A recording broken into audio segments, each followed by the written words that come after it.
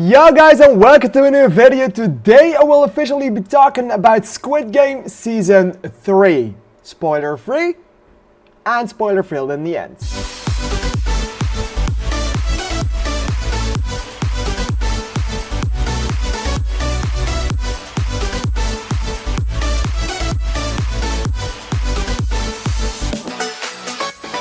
Alright, so last Friday, Netflix graced us with the final season of Squid Game, and I watched it all in 3 goes actually, because I couldn't do it in 1 go, because I am a busy boy. I am sick, but still I was quite busy with other stuff. Also, sorry for that. I dripped a little bit of my soup, and now it's there, and I just barely noticed that. And it's there, so you know it's Squid Game. A lot of blood, so I thought I'd do a little bit of cosplay. Alright, Squid Game Season 3. I have to say, let's talk about Season 2 for a bit. I really liked Season 2 for what it was. I know it got a lot of hate. I watched it really late. I started watching it in the hospital, actually, when I was there 2 weeks ago. And I binge watched it in the hospital, so I watched all of that in 1 go. I have to say, did think the first 2 episodes were quite boring. I loved the thing with the recruiter and stuff like that, but most of those 2 episodes were boring. Once the man got the games, I absolutely love the series, and I do personally think that the secondary cast that they had for Squid Game Season 2 and 3 was better than they had for Season 1. Apart from Il-nam, number 1 in the first season, he was absolutely perfect and he absolutely devastated me.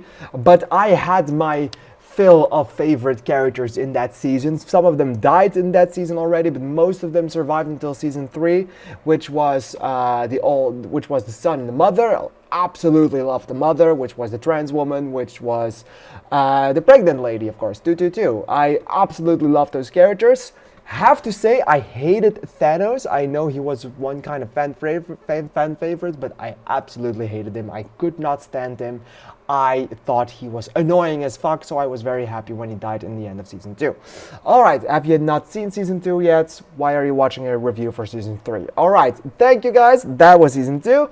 Now we have Season 3, and I have to say that this season I liked it 80%, 85%. I absolutely thought this series was genius, that this episode and this entire season was like a big and great send-off for everything that they have told us and everything that they've shown us in the second season and the first season. I thought it was great for that reason. There's only a few things in it that I just didn't really understand. I thought that they took a little bit too much time with each game just to fill in timers. Like, I noticed a few times when the timers on screen were going slower than a time in real life, and normally they go faster, like normally they skip through it, or they do it like exactly on time, like half an hour is half an hour, and I really felt like half an hour was around 45 minutes in some of these episodes, especially in not the last episodes, but the second to last episodes, where they had like this game where you had 15 minutes each time, but it was only 2 times of that, and they filled an entire episode with that. That doesn't make sense. That took me out of it. That was something I didn't really like, and there are also some storylines I really didn't like. Everything with Gian, Mr. 456, of course, absolutely loved it. Absolutely perfect. I have no regards on that storyline. It was absolutely perfect, and I do think that the way that they sent him off on the end of the season was great. I thought it was the only logical thing that they could do, and I'm very happy that they did it, and the way that they did it, it was very good. There are some other storylines, like that woman that was one of the soldiers in Season 2. She gets a lot more screen time, she gets a lot more to do, but I do not understand what her character was doing there. I have no clue why she was there, and I think I missed it. Like, I sometimes thought I saw a hint to it, but the overall arcing story I really didn't get, and I really don't know what they could have cut all of that out, and I don't think the series would have changed. Well, the series would have been around 1/3 shorter, so it's a really long bracket of the series, but it doesn't dawn on me why it was there, what it was about. So that was a pretty big bummer, I guess, because I just was confused most of the time with it. And we also have the boat storyline, where the guy trying to fight the island, which was done more and more because of, well, they needed to get there. And I have to say, I liked the storyline at first, and I liked how it ended, or how the boat part of it ended. But it took way too long to get there. It took 1.5 seasons for that storyline to be concluded. And I was like, I know it now, please get the fuck on with it. And that was a pretty bummer. I am also quite confused on how they ended that storyline. That was a pretty big bummer as well. They just did something and then they cut away from it, and then it ended, and 6 months later they solved it. I don't know, that was it. That was a pretty bit confusing. Like, they absolutely dropped some balls in that regard. Like, they absolutely nailed the story for Gian, and everything around him was absolutely perfect. And then they tried to fill it with some other storylines, and that really didn't work. But if we talk about things that we don't like, let's talk about things that we absolutely hated. But let me tell you the reason why it's so bad. And that's, of course, the VIPs. They were there in Season 1, they ditched them for Season 2, but now, of course, at the end of the game they come back, so they are back for Season 3. And because they split it into 2 seasons, we have a lot more screen time for them. Oh, their acting is so bad, and it sounds so fucking unnatural. It's absolutely insane, and it took me out of everything and the entire time. But I also respect it, and it's a vibe, and it's works well for Squid Game because, of course, and this you may not know, but of course you know Squid Game is a South Korean series. The director is South Korean. He doesn't speak English, so he had to have English speaking roles. So he wrote the script in English or in Korean. They translated it from Korean to English, but probably via some kind of free translator like AI or Google Translate or DeepL or something like that, and that's what they put it in, and that's what he directed. But the man can direct Korean stuff. He can't direct English stuff. Like, English language, like the way I'm talking right now, is very different than Korean, because, of course, in English they use, or in Korean, they will always go bigger and bigger and bigger and bigger, and that sounds unnatural after a while, especially if you look at their sentencing. Like, it's all of the actors, but also the casting director and also the director itself, but he really can't do anything about it because he can't speak English. But when the sentence is, oh, I did not expect that to happen, the people in the series would say, like, oh, I did not expect it to happen. Like, and normally you would say, oh, did not expect that to happen. Like, they made the word smaller. Like, in the series they would say, oh, I don't know, or I do not know.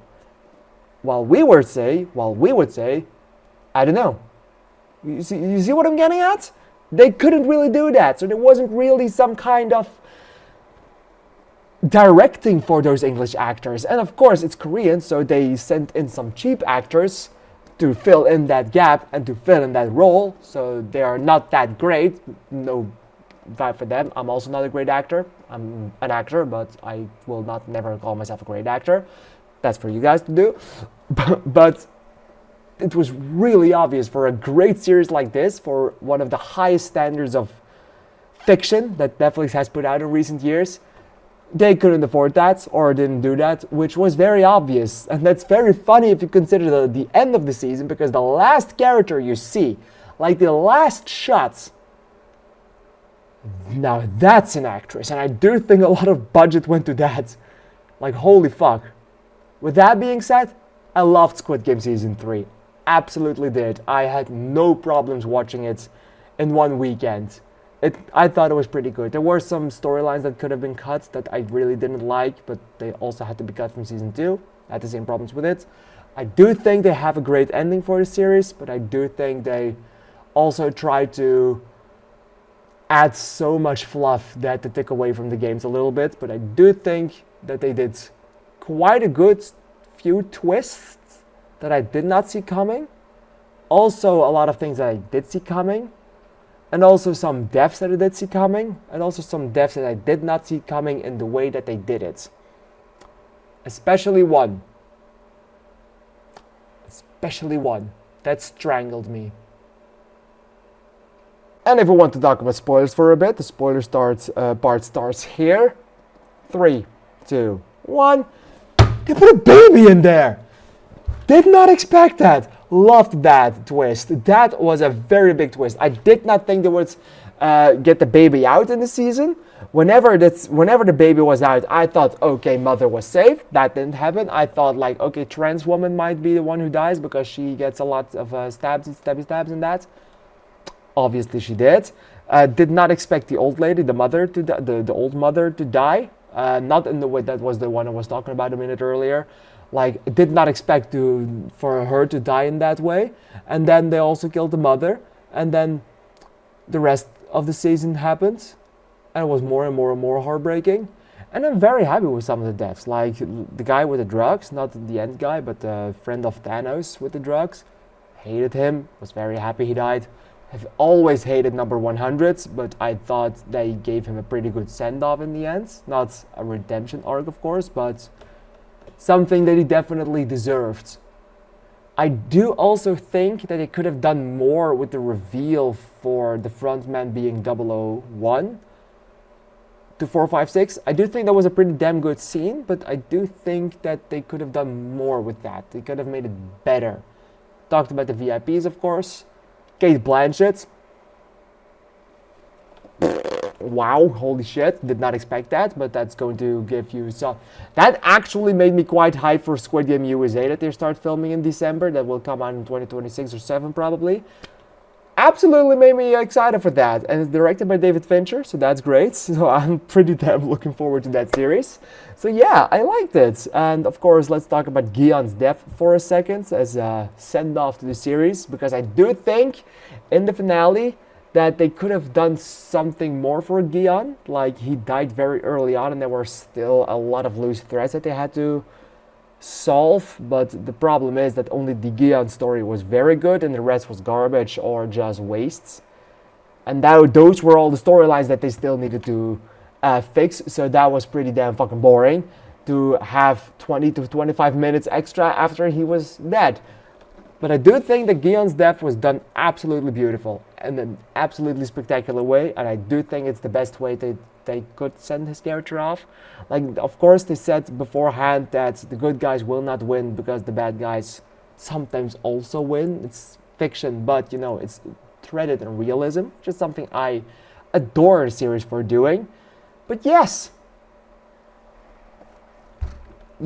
wow, it was interesting. It did not expect some things, and did not expect that they would actually have the balls to kill off Gi-yeon and to make the baby win. Whenever I figured that one out, when 333 died, or 303, the father figure, I knew where they were going with it. I absolutely applaud the series for it, because I do think that was a genius move. Alright, what did you think of Squid Game Season 3? Please let me know in the comments down below, because I'm really excited to hear your opinion on this one. Thank you guys for watching this video, and thank you guys for tuning in. 3 years ago when I was doing Squid Game Season 1, when I was crying for Squid Game Season 1 Episode 6, where the one with the marbles. That's still one of my most watched videos on this channel, so thank you for that. And maybe this one does well. Also well. Alright, thank you guys for watching this video. You will see me again talking about Squid Game whenever Squid Game USA releases. And you'll probably also hear me talk about it in the shorts whenever they get some news out for it.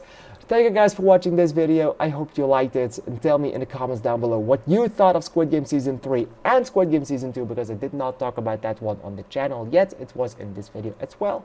So please give me your opinions on that one as you go. Alright, thank you guys for watching. Please consider to give it a like, comment, and subscribe to my channel if you haven't done so already. Thank you guys for watching. Bye bye.